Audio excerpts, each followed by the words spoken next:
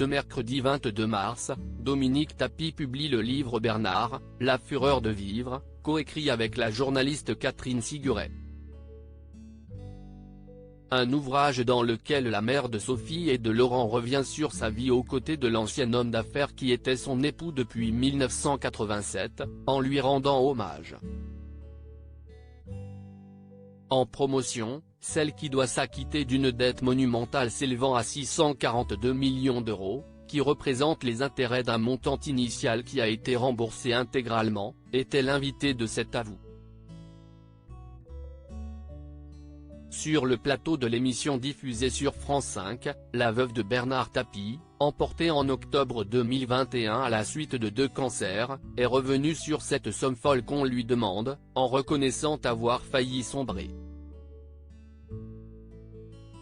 Anne-Elisabeth Lemoine a d'ailleurs résumé la situation financière de son invité, qui a dû vendre ses biens communs avec son époux alors que celui-ci venait tout juste de disparaître. Résultat. Votre mari, à peine inhumé, 2 femmes commissaires-priseurs arrivent à votre domicile, l'hôtel particulier de la rue des Saints-Pères, à Paris, pour procéder à un inventaire. À la question « Qu'ai-je droit de garder ?», on vous répond tout ce qui n'a pas de valeur. En toute franchise, Dominique Tapie a révélé que ça lui est déjà arrivé de penser au pire pendant cette période compliquée de sa vie, où elle devait également faire son deuil. Supérieur à Bernard Tapie soutenu par sa femme Dominique au tribunal, en 2019 l'aide instinctive des amis de Bernard Tapie pour l'épauler financièrement. Je ne voyais pas comment m'en sortir.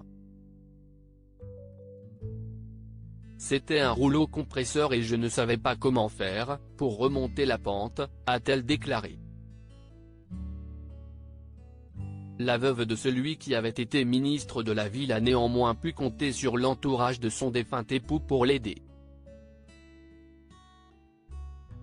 Grâce à mon mari, malgré tout. Il avait de bons amis et ils ont tous été là, a affirmé Dominique Tapie, reconnaissante notamment d'avoir été relogée par Jean-Louis Borloo. Mais cette main tendue n'est pas une solution durable puisque la mère de Sophie et de Laurent ne sait pas encore où elle habitera d'ici l'année prochaine. Concernant les bénéfices qu'elle pourrait faire avec son ouvrage, la veuve de Bernard Tapie a fait preuve de transparence. « J'espère que mon liquidateur m'en laissera une partie, pour me permettre de me loger au moins. » Article écrit avec la collaboration de 6 médias Crédit Photo, Capture Écran France 5.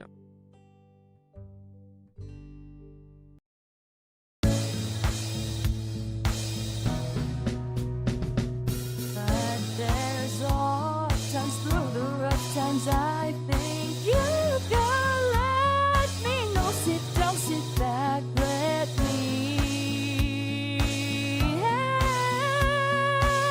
you out.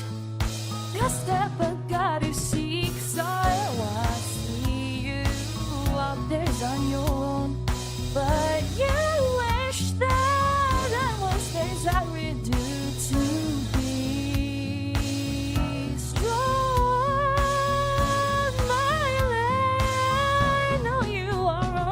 I can only be a part of the chain that stops if I